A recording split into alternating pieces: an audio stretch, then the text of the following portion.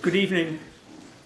I'm David Feldman, the Director of the Pears Institute for the Study of Anti-Semitism here at Birkbeck, and it's my pleasure to welcome all of you here this evening to what is both a major public lecture and also the start of a three-day international conference which is being held here at Birkbeck on labour and race in modern German history.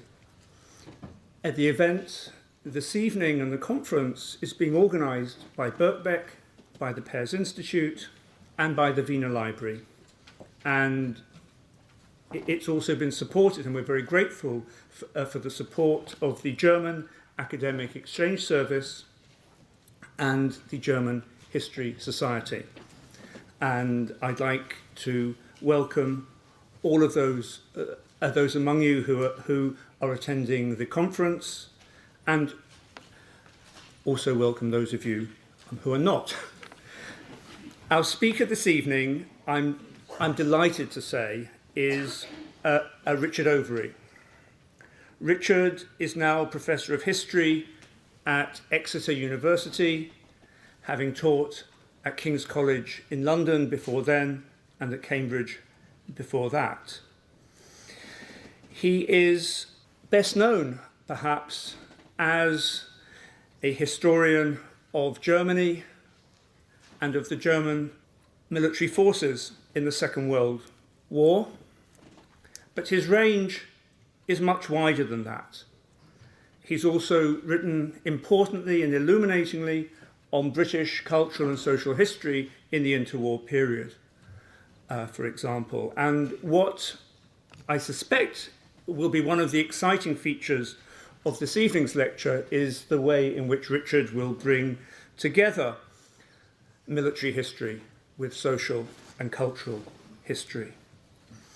He has published widely, most recently, The Bombing War, Europe 1939 to 1945, published by Alan Lane in 2013, and available in all good bookshops. But I'll say no more and simply introduce Professor Richard Overy, who will speak on No Stab in the Back, Race, Labour and the National Socialist Regime Under the Bombs, 1940 to 1945. Richard. Thank you very much for those kind words of introduction. I'm going to start my talk with a committee of historians. That might seem rather an obscure reference, but it's a reference to a committee which was called together by Henry Arnold, Commander-in-Chief of the United States Army Air Forces, towards the end of 1943. He was looking for high-powered European historians in America, and he found some of the most distinguished. 9 of them formed the Committee of Historians. And he called them together because he wanted to know their view of what impact they thought bombing would have on German society and economy over the remaining years of the war. And in particular, what he wanted them to do was to assess whether 1943 was like 1918, when the German home front allegedly collapsed.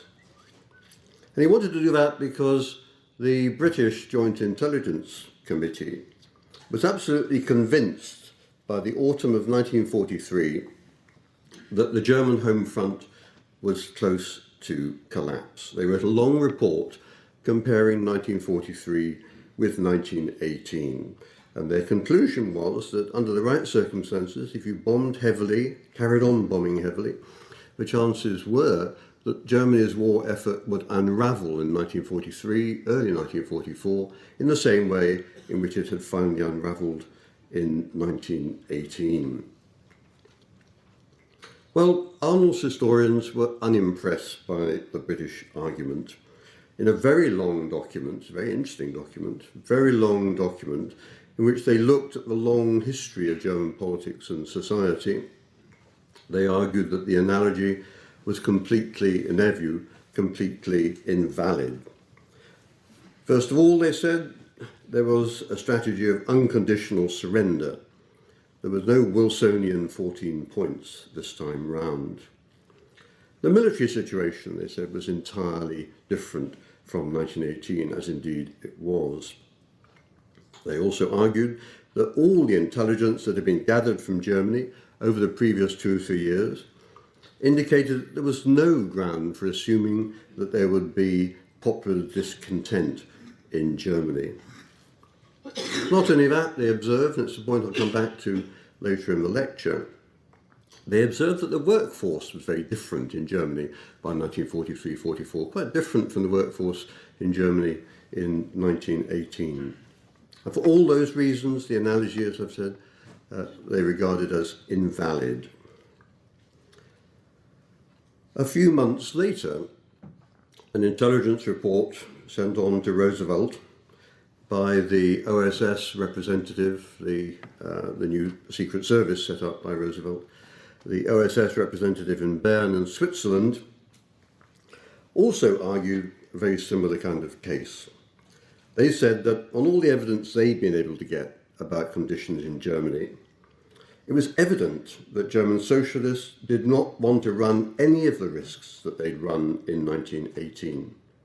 They wanted the blame for defeat to fall squarely on the shoulders of a National Socialist regime and leadership. They wanted them defeated in order, as the report put it, to make it impossible for the Germans ever to claim that they were stabbed in the back. Now, what I want to do this evening is to explore this question in two rather different ways. I want to look at how bombing affected the attitude of the National Socialist regime to its relations with the industrial workforce, but also its attitudes on race.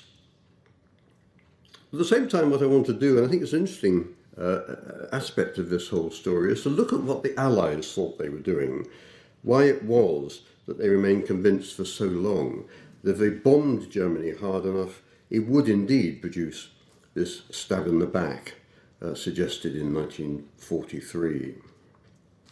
Now, the stab in the back myth is, of course, well known. It's in its simple form.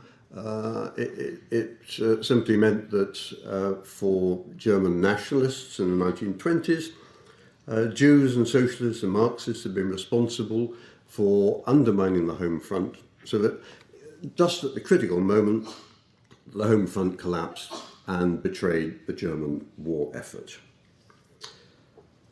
Now, the important thing, of course, is that this was a validating myth in many ways for Hitler and the veterans generation that he represented. A validating myth for Hitler himself and many of those who surrounded him. A genuine belief that next time Germany found itself at war, the dangerous thing to look out for would be socialists and Jews in German society and their efforts to undermine German war effort a second time.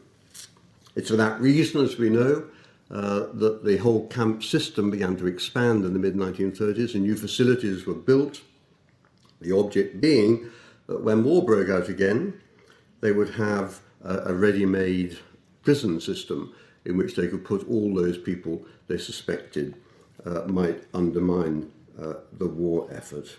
And indeed, in the later 1930s, accelerated, of course, the expulsion of Jews from Germany, again, partly for that reason too. The fewer Jews you had left in Germany, the less danger there would be for the German war effort. Now, this also has to be seen, of course, in the context of the regime's anxiety about bombing. Now, this was not a German anxiety, it was a European anxiety. Right across Europe, there were exaggerated apocalyptic views of what bombing might do in the next war, and a widespread assumption, whatever the legal limitations on attacking civilians, a widespread belief that civilians would become a target in the next war. Clearly, the German regime shared this fear and made extensive preparations for building up an effective air and civil defence system.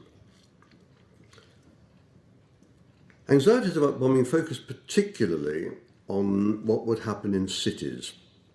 And the assumption was, not just in Germany, but I say across Europe, that somehow cities were much more fragile than any other part of a nation. That if you bombed cities, the working class were unreliable, strong criminal elements in the working class.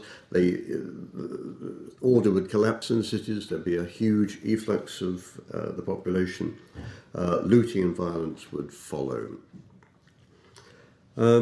Now we know, of course, that in fact that never happened under the impact of extraordinary heavy bombing in the course of the Second World War.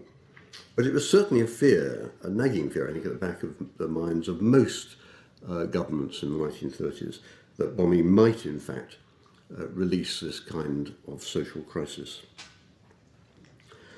As a result, the civil defence system in Germany began to be developed sooner than elsewhere and more comprehensively.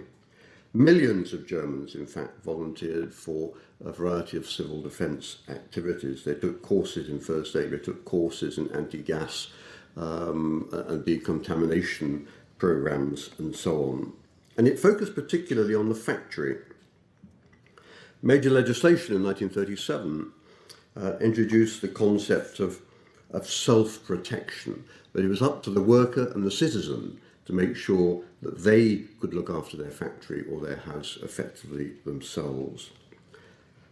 And work self-protection, Werklustschutz, meant that workers had to make sure there were adequate shelters.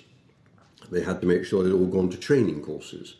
They were all supposed to be issued in the most dangerous areas with gas masks and to do gas mask practices. All of this was organised under the main industrial organisation in Germany, Reich Group Industry, which was responsible for ensuring that workplaces had a higher level of civil defence preparation for the event of war than other parts of the community.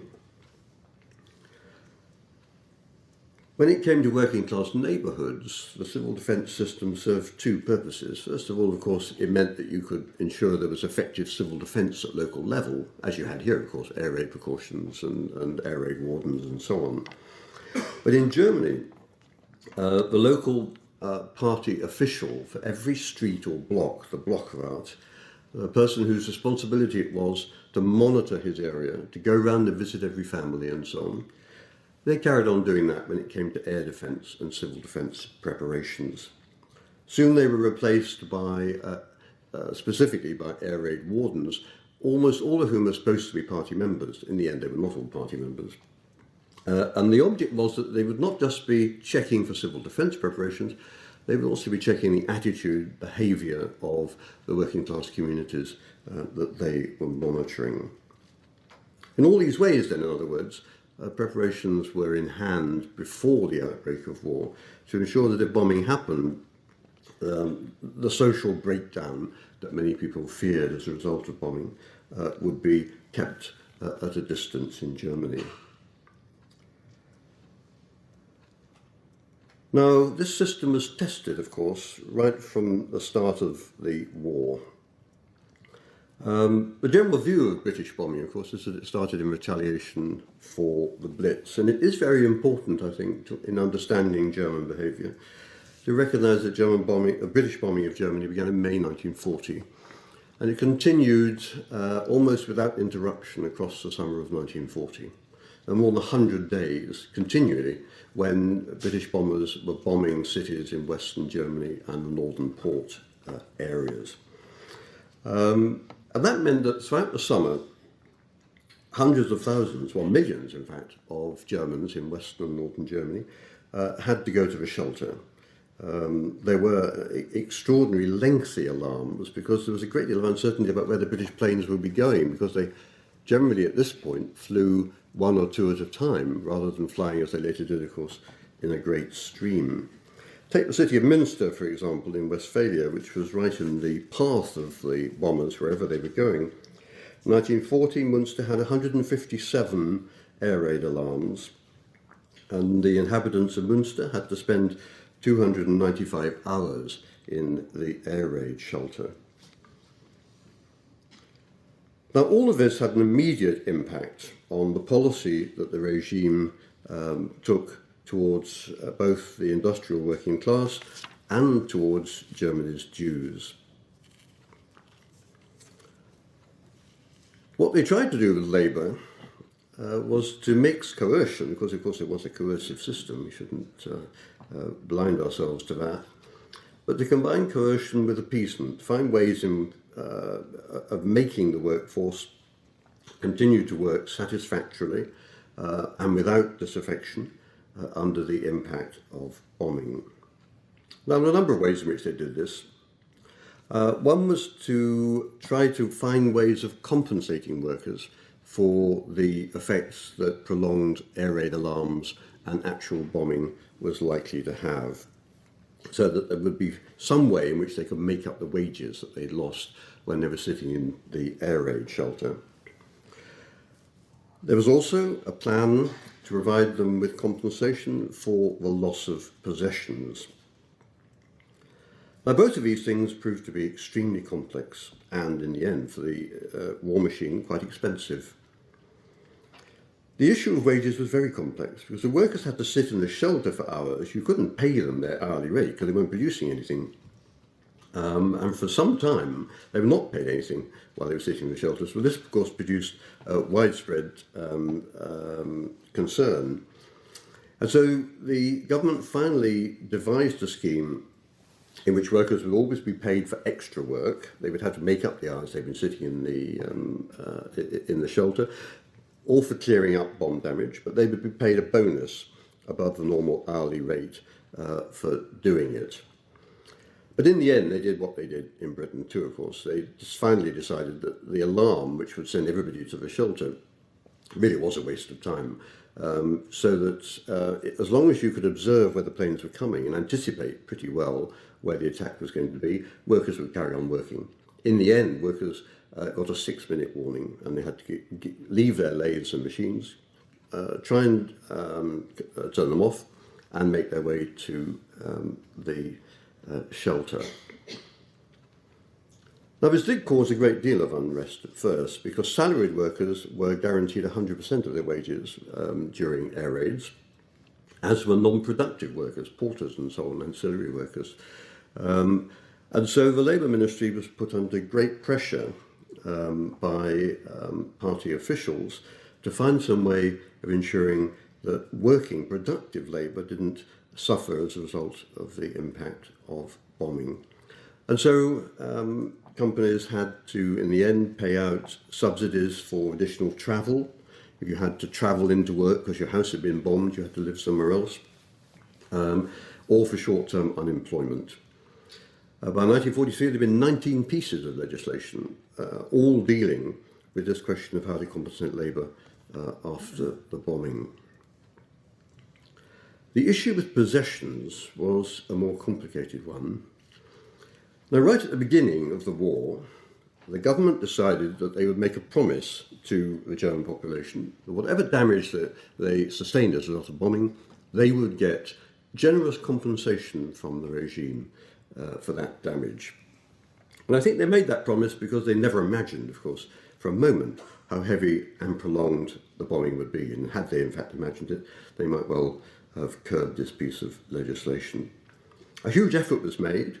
People were encouraged to photograph their possessions so that if they were bombed out, they could go along and show these photographs to prove that they actually owned this wonderful painting or this grand table. But this soon became an opportunity for widespread corruption. By 1943, the regime was paying out 700 million marks a month in compensation to bombed out families. And indeed, by 1943, total claims filed came to 31 billion marks, almost half Germany's pre-war GMP, an extraordinary figure. And it was a system, of course, which the bombed communities soon discovered that they could abuse. I found one interesting example of a worker in Berlin, a skilled worker in Berlin, who made a claim for 12,000 marks worth of compensation for 143 items of furnishing from a one-room apartment. You could repeat that story, I think, quite generally. It did mean, of course, that people did get compensation, and this was designed, of course, to maintain social peace, but at an exceptional cost to the regime. The other question was rehabilitation. You will always read in any account of the bombing war, whether it's the Blitz here or whether it's the bombing of Germany, that one of the key problems of bombing is homelessness. That produces millions of homeless. And you see the figure in Britain, 3 million people rendered homeless and so on. In fact, people are not rendered homeless. They're rendered homeless perhaps for a very brief period of time immediately after the bombing. But in Germany, as in Britain too, an immediate programme of repair was introduced every time there was a bombing raid. Mobile columns of workers, lasers and so on would be sent into the damaged city, and within days they would have returned a great deal of that housing to a habitable state. Not a pretty state, but a habitable state. To give some example of how that worked, by the end of 1943, the Economics Ministry calculated that 325,000 homes had been destroyed in Germany, or bomb damaged, but 3 million people had been rehoused during that same period. So most of those damaged houses were in fact patched up. The roof was repaired, the windows were put back in, the ceiling would be propped up in one way or another. And a great effort was made to ensure that workers were housed before anybody else, because workers mattered to the regime, not only in social terms, but mattered obviously, of course, because of war production. Now, it's very important, of course, to point out that these pieces of legislation on compensation and wage rates did not apply to German Jews. And indeed, a very good case can be made, I think, to show that bombing accelerated the isolation and spoliation of Germany's Jewish community. For example, in December 1940, a comprehensive decree was issued to make it clear that there would be no compensation for Jewish workers, and there would be no compensation for the loss of Jewish possessions as a result of the bombing. And it's very interesting because the decree justifies this by saying that the war can be traced back, and I quote, to the influence of world Jewry. So the direct connection was made in the legislation between the bombing, the facts of war, and the alleged role of the Jews. But chiefly, Germany's Jewish community was a source of additional housing and additional furnishings for the ethnic German bombed out. Indeed, the general view from quite early on in the bombing, even before it became very heavy, the prevailing view at the local level was that Jews should not be favoured over homeless Germans. So if there were Jews living in apartments or in houses, that was quite unacceptable if there were very large numbers of Germans rendered homeless as a result of the bombing. One of the earliest cases I found was in the Rhineland city of Socialist, where in October 1940 they decided to seize all the Jewish apartments in the town and to place the homeless into these apartments. They wrote to the Interior Ministry explaining that's what they were going to be doing. The Interior Ministry wrote back some quite interesting letters, actually, where they were worried about the legality, at first, of this operation. But those worries were soon set aside, and by 1942 it had become a widespread practice. Again, it's important to remember, long before heavy bombing of Germany, it became a widespread practice. In Cologne, the Jews of Cologne were rounded up and sent into barracks near the city. Their apartments were seized and their furnishings, and distributed to Germans who had suffered as a result of the bombing. And indeed, in April 1942, the National Socialist Party chancellery linked bombing with dispossession of the Jews very directly by saying that the programme of dispossession, of seizure of apartments and furnishings and clothing and so on, would go on as long as the bombing went on. Now, I'm not saying, of course, that anti-Semitism in Germany was simply bound up with issues of bombing and the bombed out, but it's an interesting perspective, I think, on the way in which German society reacted to the bombing by thinking immediately in these racial terms.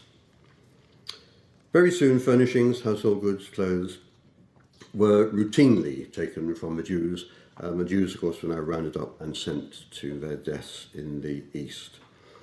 The furnishings and so on were sent to the bombed out cities when the municipalities put them into warehouses, and they would distribute them either free to those who were bombed out, or they would have auctions at which people would come along and buy Jewish possessions in order to compensate them for what they'd lost as a result of military action. This was true also from occupied Europe. Indeed, it was a very important source of additional furnishing, clothing and so on for bombed out Germans in 1943 and 1944. Being calculated that from France and Belgium and the Netherlands alone, over the course of the occupation, 735 train loads full of Jewish goods were sent back to Germany, sent mainly to the areas threatened by bombing, where these goods were redistributed to the bombed out. The effect, I think, this had was to blunt the German urban population's attitude to the expulsion. The German historian Linda Appel, studying Hamburg survivors, has found interesting things in the interviews she's conducted, either with survivors or survivors' children, in which all the time what they stress, of course, is that their priority, understandably, of course, was their own survival under what they regarded as increasingly uncomfortable conditions, regular bombing, regular sitting in the shelters. And they were less concerned with what was happening to the Jews during this period, precisely because of what was happening to them. What was happening to them was, of course, a violent intervention in their lives. Worrying about what was happening to the Jews took a lower priority. As a result, their experience, I think, mattered more to them. And the bombing made Jewish displacement seem more urgent and also less difficult to explain. But the key for the regime, of course, was to keep labour going, to keep it productive, keep it working. And the Jews were easy victims, of course, if you were looking for some way of ensuring that workers would continue to work because they had a new apartment or because they had a new set of clothes. But it's quite interesting if you look at the way in which the bombed working class communities thought of themselves in relation to the bombing. There was an interesting report fed through to Allied intelligence in January 1942. Swedish businessmen had undertaken a number of interviews with port workers in Hamburg, quite extensive interviews actually, with port workers in Hamburg, to try and find out about their morale, and fed this information back to the British Air Ministry. Now, he reported that middle classes were discontented, though in fact they were the least bombed.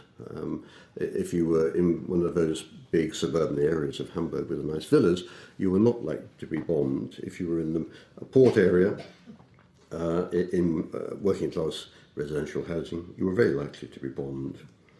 But he found that the workers, in fact, rather than thinking that the bombing would justify absenteeism, social unrest, disaffection, were in fact much more reliant on the existing system and much more committed to it. Their answer to his questions was always, what will happen to us if we lose this war? And the Swedish businessmen identified three particular anxieties that the working class interviewees had expressed. The first was their fear of unemployment, even starvation. They were convinced that if they stopped working or opposed the regime, that the outcome would be a disaster, worse than the Great Slump. They'd all be plunged into unemployment. There would be widespread hunger.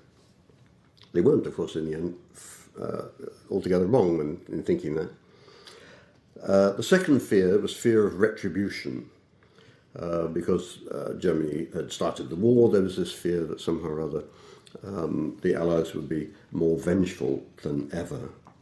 And a particular fear, an interesting one, this fear of dismemberment of Germany, of the loss of the nation. And the Swedish president noted that this was a fear even among communists that he talked to, who confessed their communism to him in Hamburg, fear of the dismemberment of Germany. The view that they all had was that the bombing would have to be much, much heavier if it was really going to have any serious social impact on the German war effort. I want to turn now to what the Allies thought they were doing while they were carrying all this bombing out. And the comments made by those Hamburg workers, I think, highlights the problems in Allied bombing policy aimed at demoralisation. The more they bombed, the more the workers clearly relied on the state and the party and worried about the future. This also explains Allied thinking more, how to produce a stab in the back. They also assumed that the only way you could do it would be by bombing more and more heavily, as of course they do in Hamburg with Operation Gomorrah in the middle of 1943. Desmond Morton, Winston Churchill's intelligence chief, wrote to him in January 1944. In fact, he said, the evidence shows the more we bomb, the more satisfying the effect. And Churchill underlined these words with his traditional red pencil. Now, the idea of creating some kind of social upheaval in Germany was at the centre of much of Britain's political warfare waged throughout the war. Political warfare was in the hands of a special committee, the Political Warfare Executive, which was set up in 1941. And the executive established close links with the Air Ministry and the RAF because they believed throughout the war that bombing would help to create the circumstances which would allow their political propaganda to exploit.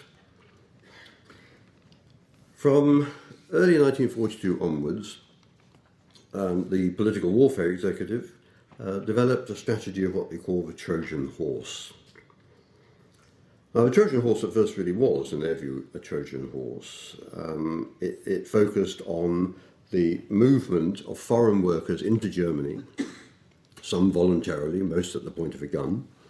And what British intelligence thought was that the foreign workers would become a source of social disaffection.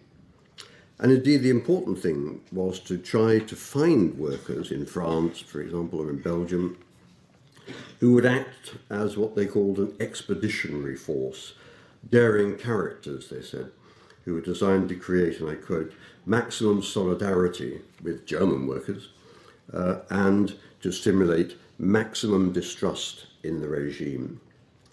The idea was to get these people to persuade German workers that unless they overthrew the state or unless they engaged in political agitation, the bombing would get worse and worse and worse. In other words, to make some connection in the mind of the German worker between the bombing they were experiencing and the political activities they should be engaged in.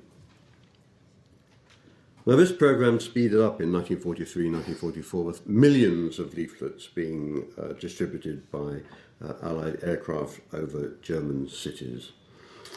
These leaflets were to encourage, and I quote, all forms of malingering, go slow, and passive resistance. But the key remained for the British, the so-called Trojan horse, the large numbers of foreign workers who would go into Germany, who would be less reliable in terms of supporting the war effort, but might be able to form some kind of bridge with socialist or communist workers in Germany. They might be able to find some way of encouraging German workers to find the bravery needed to confront the regime. In March 1944, the British had identified at least 9 million foreign workers and prisoners of war in the German war effort. This was remarkable. I don't know how they found the figure, and I found no evidence about how they found the figure, but it was almost exactly right. By the end of the summer of 1944, it's now estimated that around about 9 million workers in Germany were foreign workers or POWs. And the political warfare executive remained convinced that this was a unique revolutionary force, I quote, and that what they wanted to do was to encourage this workforce, not only to establish links with the German workers, but actually simply to put down their tools and walk home. This was a unique revolutionary force. It would be a revolution without social content, so the political warfare executive believed. Now, this wasn't just a whole lot of hot air in London. When Eisenhower set up his headquarters, the SHAEF headquarters, he approved a campaign of political propaganda against German workers. What he wanted, and this was reflected in the leaflets that were dropped, was a disciplined army of workers, all planning and waiting, and then all waiting to act when the word is given. The important thing for Eisenhower and for his SHAEF colleagues is that the workers shouldn't try to have a revolution too soon. They would be told when the moment would come, just as the French resistance had been told when the moment would come before D-Day to begin their programme of sabotage. Now, what was the reality here? Was there a Trojan horse? Well, of course, German workers and foreign workers in Germany were not the French resistance. What did happen, of course, is that intensified bombing coincided with the final expulsion of Germany's Jews. There would be, indeed, no stab in the back from German Jewry. Did it also produce a problem with Germany's working class? Well, the problem, and this was something, of course, that the British and Americans appreciated, the problem was, of course, that the nature of the workforce was rapidly changing. The German male proportion of the workforce was falling very quickly. More of the elderly, more young Germans, and more women, of course, were now working for the German war effort. The problem with that was that it was much more difficult for them to undertake any kind of political initiative, even if they wanted to. Partly because they were disciplined by German men, older German men, foremen, factory floor managers and so on, and local party officials, of course, made absolutely sure that this rather different kind of workforce would not find any avenue for social disaffection. One of the problems, of course, which worried the regime, and one of the things which, of course, the Allies had been thinking about, is that bombing would produce very high levels of absenteeism. In the end, you would just, vacate your factory, you'd leave the town, you'd stop working. But in fact, the evidence showed almost the exact opposite. In 1944, the total number of hours worked in German industry actually increased quite substantially. And the figures produced by the Ministry of Labour and the Economics Ministry in Germany showed that in 1944, only 2.5% of those who were absent because of bombing or bombing-related problems. Most of them were absent because of illness, which may, of course, be related in some sense to the bombing. But direct effects of bombing, on the whole, were much less than people had expected. The answer, of course, was the use of foreign labour. And rather than foreign labour being the Trojan horse, being the instrument for this new revolutionary force, foreign workers found themselves subject to a much more ferocious level of discipline than regular German workers. Foreign workers could not evacuate. Indeed, the opposite happened when there was a bombing raid. Foreign workers were brought in to clear everything up, to clear the streets quickly as possible, to mend the housing, to take over jobs in factories where German workers had abandoned their work temporarily. Take one example, at the major Ford works in Cologne, a very important industrial complex for the war effort, 25% of German workers were absent on any one day of the year in 1944, but only 3% of their Eastern workers, who made up the largest part of their workforce. Now, I think this explains the attraction, of course, of using forced labour more and more in the context of the German war economy. Of course, there were labour shortages. It's not just that there were labour shortages. But the big advantage about using forced labour was you could discipline it. You could discipline it really quite harshly. You could march it from the barracks to work and march it back. They had little shelter. They had poor civil defence amenities, very little post-raid welfare. They were a cheap workforce, in other words, too. By 1944, 37% of all armaments workers in Germany were foreign. A very high proportion of the workforce. They were forced to work on during raids in many cases. As a result, of course, a significant percentage of the total deaths in Germany as a result of bombing were deaths of foreign workers. Not only foreign workers, of course, but as the raids got worse, increasing use of camp labour, concentration camp labour, for the same reasons. They would be drafted in for post-raid cleaning out, for clearing the roads, for finding the bodies in the cellars. And again, they were subject, of course, to extremely harsh levels of discipline. So a very large labour cohort by 1944 was forced to labour under the bombs, and there was very little that they could do about it. The illusion that somehow they represented a Trojan horse was indeed an illusion.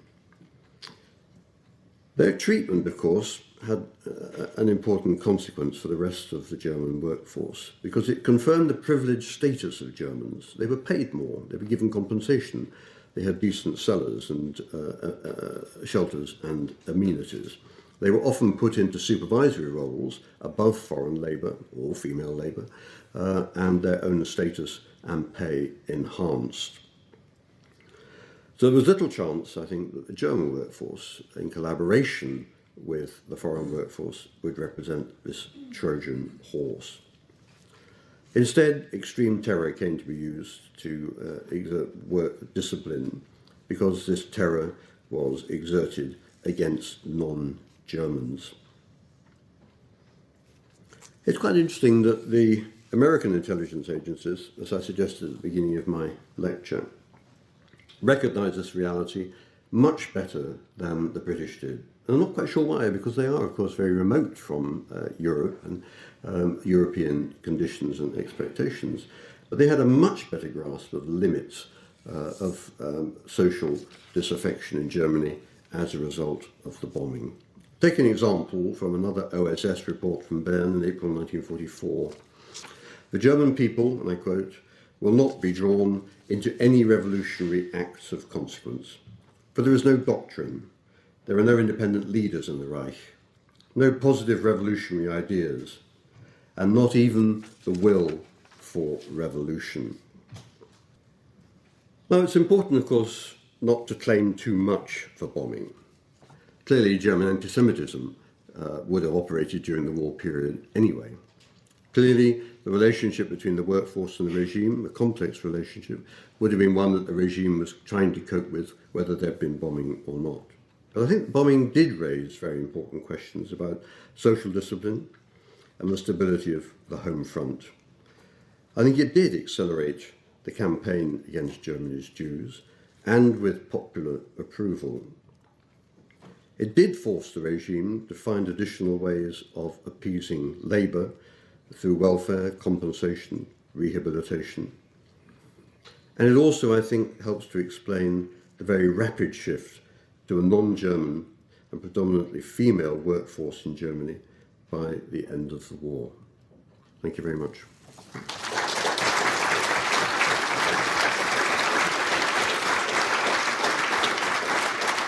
I've been told that I'm sharing my own questions, which is fine. So fire away if anybody has questions. How productive were the foreign workers and indeed the slave workers compared to the German workers? The German regime would have been quite concerned about that, a loss of productivity, especially in 1943, 1944, when the war was under constant bombing and the bombing raids were having some impact on German productivity. Well, they always calculated that most foreign workers, and particularly Eastern workers, who were the majority, would be about 80% productive in German terms.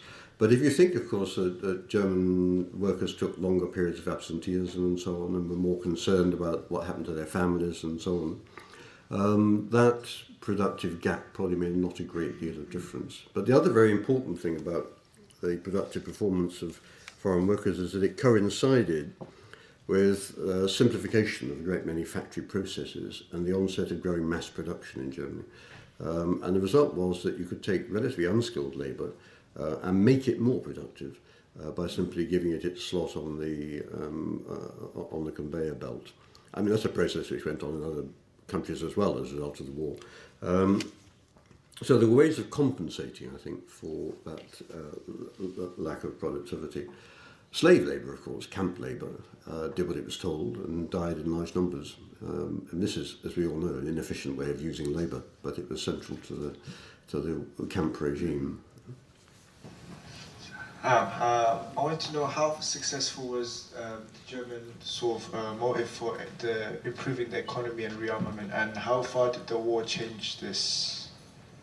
So I want to know, how did the economy change, and was it successful enough? Was it ready for war? Yes. Well, how did the war change it? That sounds a bit like an A-level question. Yeah, So. Well, it is a very big question. It's not one I think that I can answer fully now. But I mean, in relation to what I've been talking about, all the expectations of the Allies were that bombing would somehow or other unhinge the German economy and reduce its productivity, and it would demoralise the workforce, and as a result that would also have a big effect on the German war effort. But in fact what we know is that the German war effort was often its own worst enemy. It was inefficiently organised in the early stages of the war, and once they'd rationalised much more of the productive system, they were able to achieve a great deal, even as a result of the bombing. So that the peak of German production was reached in September 1944, when the bombing reached its heaviest extent. And indeed, the peak production of things like fighter aircraft occurs in December 1944, only just a few months before the actual end of the conflict. It was a very large, very technically proficient, and very ruthless economy, and it would not have achieved those things, of course, had it not been prepared to discipline labour in the way that it does, and to discipline foreign labour in particular. So there's a price, if you like, to pay for that productive performance. I think I heard you say towards the very beginning that the position of the left was that they should not be in any sense seen as stabbing Germany in the back. And I wondered who you were referring to as the left, where they were and who they said this to. Well, I said this was an intelligence report which was prepared by the American Secret Service in Switzerland. Yeah, but who is the left?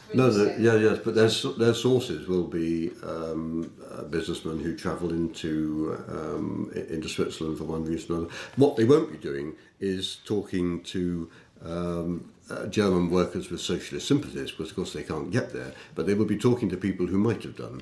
So of course, I mean, it's not a particularly useful source, but there were a lot of sources like that, which often quite high-level intelligence sources of Germans who did speak to neutrals in Switzerland or in Scandinavia, knowing probably full well that material would be fed back then to American or to British intelligence.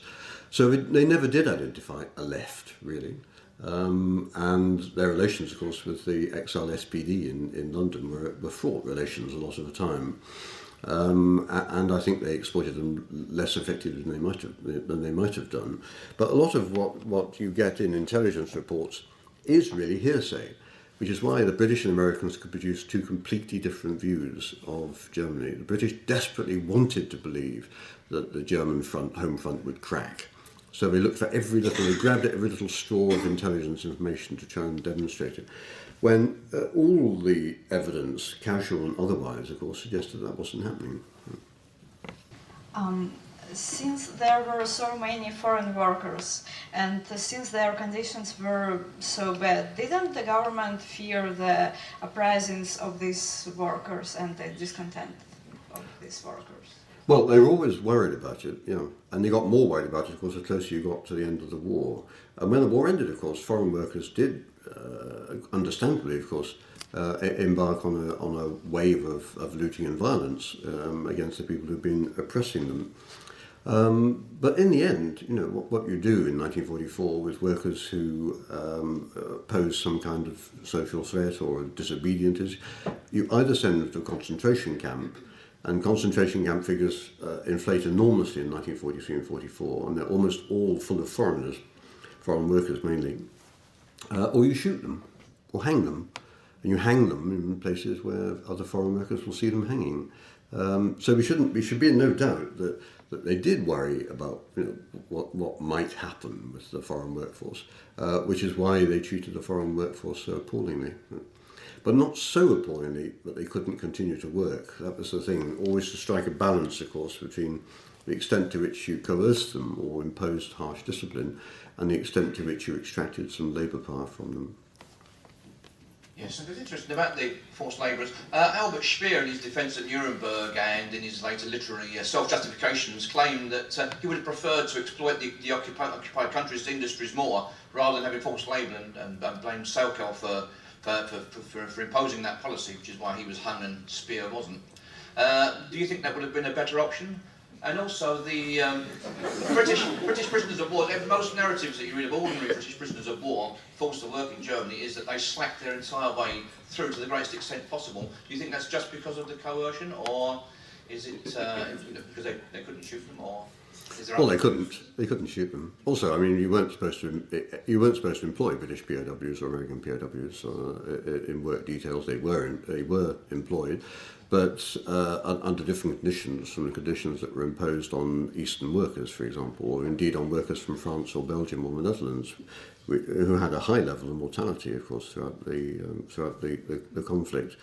Well, Albert Speer did exploit workers abroad. I mean, I've calculated that by 1943, around about 20 million workers in the rest of occupied Europe are working for the Germans, not in Germany, but working on German orders or orders for the armed forces or supplying the occupying armed forces, which is a huge additional workforce on top of the workforce that Germany already has. Now, Speer was, of course, deliberately distorting his role at Nuremberg in order to avoid being hanged, of course. Now, I'm not in favour of capital punishment, but in simply judicial terms, I mean, he certainly should have hanged if Sokol did. But I think looking at the impact of bombing, looking at the way in which the shape of the workforce changes quite dramatically across 42 and 43, actually bringing in foreign labour in ever larger quantities and allocating them to key armaments factories in bombed cities where German workers were more reluctant to work, clearly made economic sense. And all the recent research on Albert Speer and his role as Armaments Minister has indicated the extent to which he knew this, ordered it, understood it, and so on. How he managed to pull the wool over the eyes of the prosecuting team at Nuremberg is an interesting question. Sorry, there's a lot more at the back still. For the talk, also on behalf of A-level students, OCR interpretations and A, I think it is.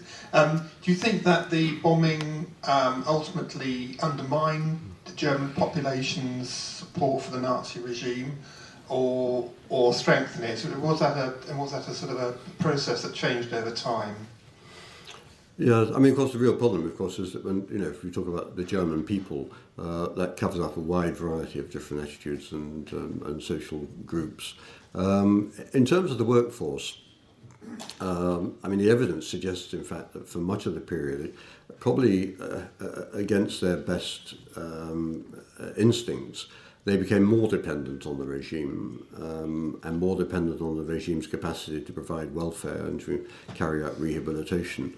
If you look at it from the point of view of bombing, it's quite extraordinary how through 1944 and early 45, when the bulk of bombs are being dropped on Germany, that are dropped on Germany, the extent to which local municipalities and regions were able to maintain effective welfare provision and to be able to maintain effective repair and rescue services, really right up until the very last weeks of the war. So whether they liked it or not, workers were going to depend on the state in one form or another to be able to provide them with a different apartment or to repair the house they were in, to guarantee their wages, and to provide them with food.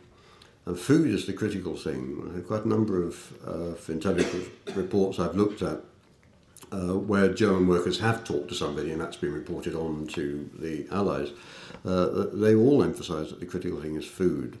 And the regime was able to provide reasonable levels of food for ethnic Germans right their way through until the end of the war. It's after the end of the war, of course, that the hunger begins to set in.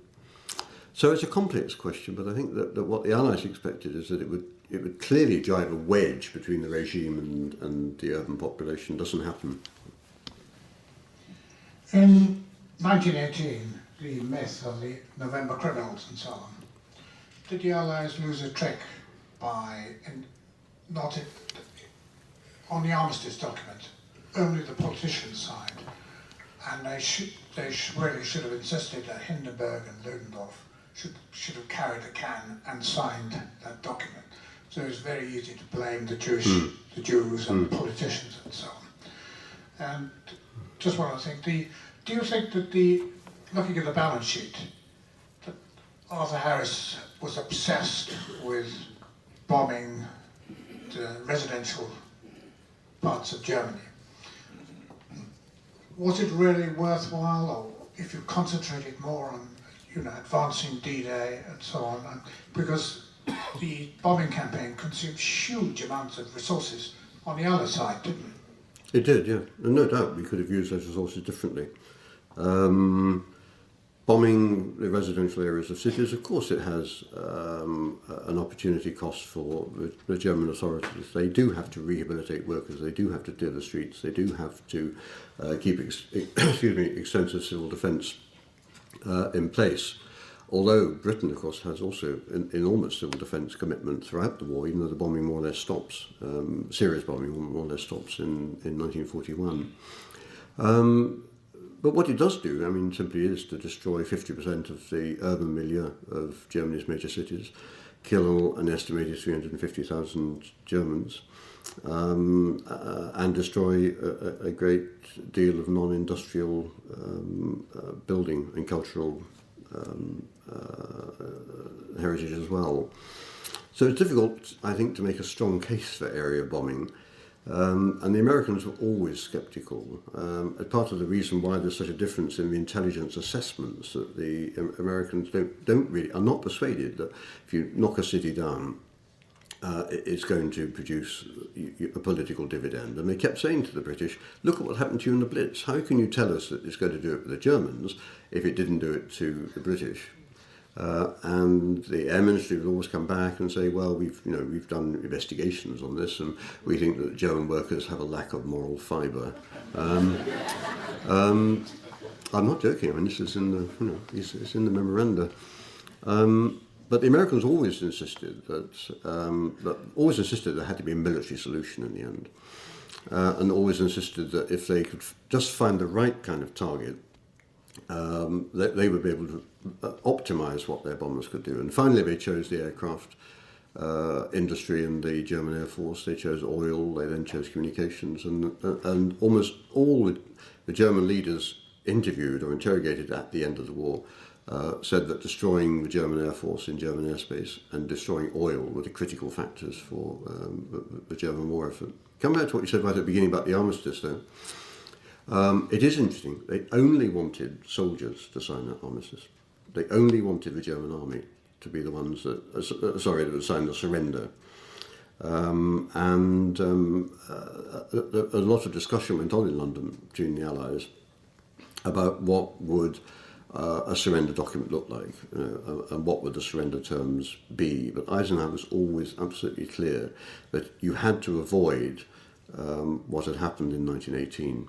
Just as the intelligence report, of course, made clear that according to their intelligence, German workers recognised that, again, they didn't want to carry the can of being the ones accused of producing German surrender. So both sides were really, in a sense, thinking the same about the problem of 1918. Hi. You spoke of the lack of unity between foreign workers and German workers, and I was just wondering, what do you think was the most important factor to that? Do you think it was the hierarchy imposed and the benefits for the German workers, or the strength of nationalism, or some other factor? That's an interesting question, and it's not an easy question to answer because, of course, there were lots of reasons why this happened. But there's no doubt that by privileging German workers and giving them supervisory roles over foreign workers, that actually created quite a gap between the two sides, because foreign workers were often difficult to discipline. Of course, it was not an easy thing for German workers to do, and so they saw their workforce increasingly almost as an enemy, really, rather than as a potential working class ally. Let alone what the regime, of course, was telling them. And since most foreign workers, were Ostarbeiter from Poland, Ukraine, Russia, and so on, creating that racial distance wasn't very difficult. And the other thing, of course, was simply their fear of what would happen if there was defeat, if there was a social breakdown. What would happen? You got 7 million of these people inside Germany. What might the social consequences of that be? So rather like the Allies, I suppose, they too worried that what would this Trojan horse represent? And so they did, I think, set up barriers between them as a result of that. Thank you very much. You mentioned the sort of ambiguous relationship that the National Socialists maintained with the working classes. They also seem to maintain a very ambiguous relationship with the topic of evacuation, which you haven't said that much on, obviously for reasons of time. But I was wondering, the French, the British, they're far less reluctant to evacuate people before a raid occurs, especially like women and children, whilst the Nazis, seem to have a slightly more ambiguous relationship with that. How would you explain the reasons? Was it just that a German doesn't give up or doesn't surrender? What's your view of this? Well, some of the propaganda early in the war, of course, suggested that don't evacuate because it's a sign of weakness. But really, the reason was that they assumed that the anti-aircraft defences were likely to be effective, and B, that the German civil defence preparations were extensive and effective. And this is true for the first 2 or 3 years of war. Even though Bomber Command dropped the same quantity of bombs in the end that the Germans had dropped on Britain, the number of dead came to no more than 4,000. The number of dead in Britain was 43,000, 10 times as many from the same number of bombs. And partly that was because in Germany, sheltering, for example, was compulsory, which it wasn't here. And you could choose to lie in your bed and risk the bombs if you wanted to. It was compulsory in Germany. Also in Germany, in all the threatened city areas, every apartment block and every house had to have a verified bomb-proof room, gas-proof if possible, and they were provided with the facilities to provide extra steel to shore up the walls or whatever it was. They were inspected regularly by the local wardens. And I think there's no doubt that for the first 2 or 3 years, until you got something like the firestorms in Hamburg or Kassel, against which there's no defence, of course, civil defence worked reasonably well. But from Hamburg onwards, there was a controlled programme of evacuation, which resulted in the end in 8 or 9 million evacuees by 1945. How are you holding up, Richard? Okay, a couple more questions. Yes, yeah. I just wondered, what about people who did oppose the Nazis, such as Stauffenberg? Did he do it because he felt, and his colleagues, that they are losing the war anywhere? And the theologians, Niemöller, Bonhoeffer, they were obviously put in a concentration camp. Nevertheless, they must have had an effect on the population. Were the workers innocent bystanders? Well, that's a very big question. No, of course, there were plenty of workers who opposed the regime and had opposed it beforehand and would go on after the war to regret that they had to be part of this system. And the problem was, A, the difficulty of articulating that, and B, the huge disadvantages under conditions of war, in which you were being tested not just for your attitude to the regime, but tested for your patriotism too. And so it provides a kind of double bind, I think, for people who would instinctively have been opposed to the regime.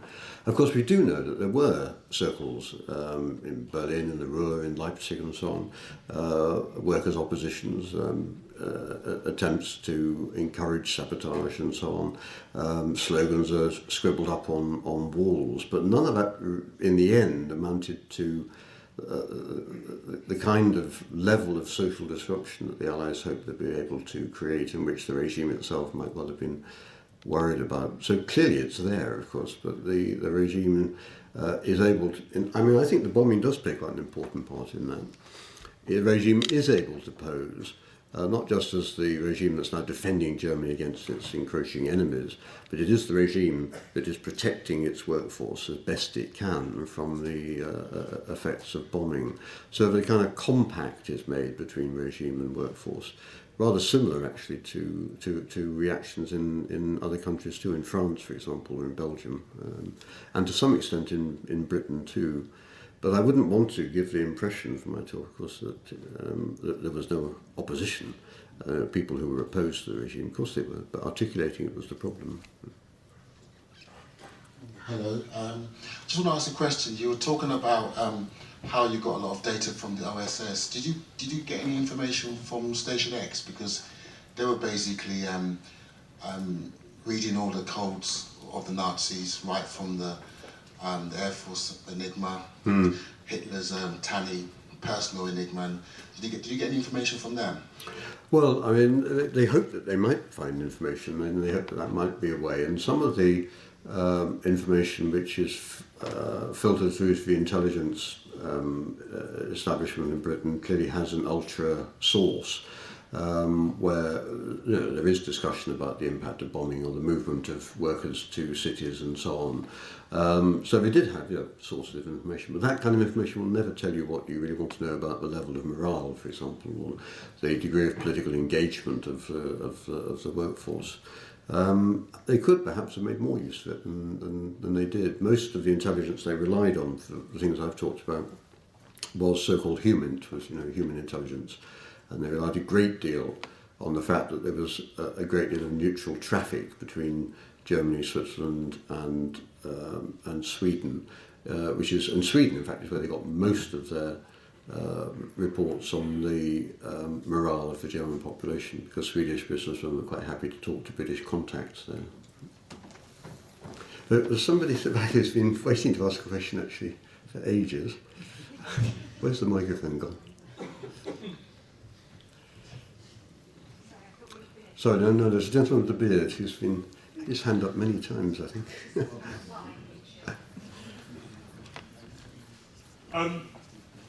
You referred to the German Jews as a different race from the Germans, which strikes me as basically as accepting the insanities of Nazi racial ideology. I mean, it just strikes me that Jews are not a different race, or German Jews are not a different race from other Germans, but to refer to them as such is basically accepting Nazi racial ideology. Well, that's certainly not what I intended to do. No, of course they're Germans, they're German citizens until their citizenship is taken away from them. But the regime does, of course, identify them as a race, and the issues with the Jews to be a racial problem. Why do we still see it as a race? Well, I wouldn't be able to make sense of my talk, I think, if I hadn't talked about the way in which the regime targeted Jews. If I had to say that they targeted these Germans for reasons that I can't talk about, we wouldn't make sense of it.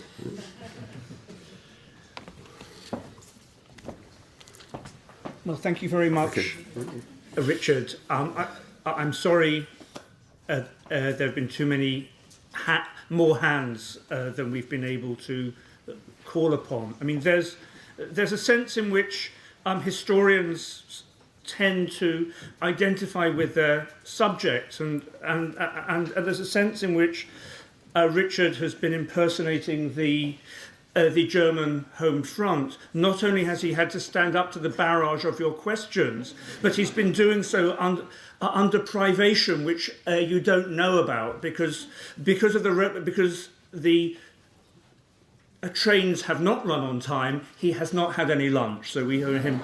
I'm in a special debt. I'll say a couple of more words of thanks in a moment. I'll just mention 2 other things before I do. First of all, you're all invited to a reception after this lecture, which is outside of this hallway and to the left, and then you'll have to follow the signs. And secondly, those of you who want to capture the lecture for a second time, you'll be able to find it in a podcast on the Pears Institute website from tomorrow or the day after tomorrow, or at least extremely shortly anyway. I just saw the faces at the back drop as I said tomorrow. But I think the most important thing I have to say is to thank Richard for a lecture which was